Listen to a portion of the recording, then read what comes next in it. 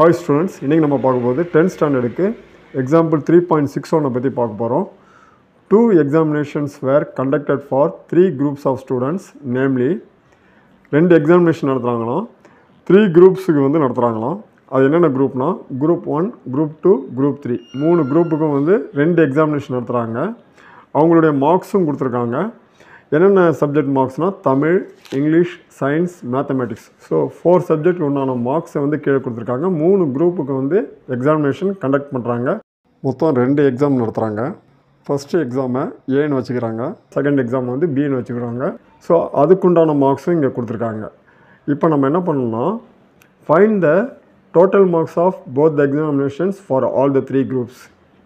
So இந்த 2 எக்ஸாமுக்கும் total marks வந்து கேட்குறாங்க.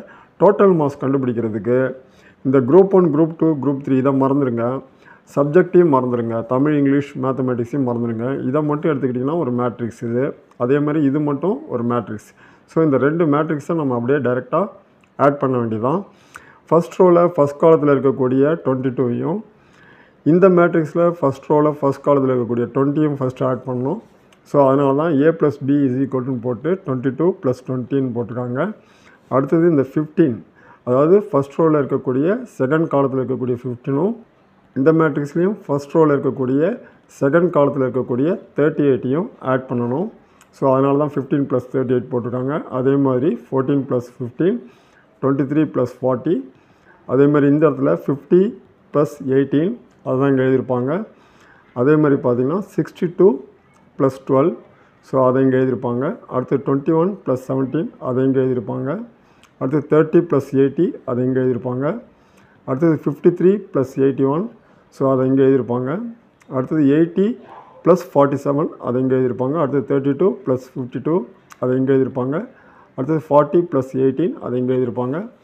ஸோ ஃபைனலாக எல்லாத்தையும் ஆட் பண்ணால் 22 + 20 42, 15 + 38 53, 14 + 15 29.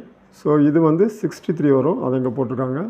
இது ரெண்டுத்தையும் ஆட் பண்ணால் 68, இது ரெண்டுத்தையும் ஆட் பண்ணால் 74, 21 17 ஆட் பண்ணால் 38, இது ரெண்டுத்தையும் ஆட் பண்ணால் 110. ஸோ இது ரெண்டுத்தையும் ஆட் பண்ணால் 134, 80யும் 47 ஆட் பண்ணால் 127, இது ரெண்டுத்தையும் ஆட் பண்ணால் 84, 40 + 18 ஆட் பண்ணால் 58. ஸோ இதுதான் என்னுடைய ஆன்சர்.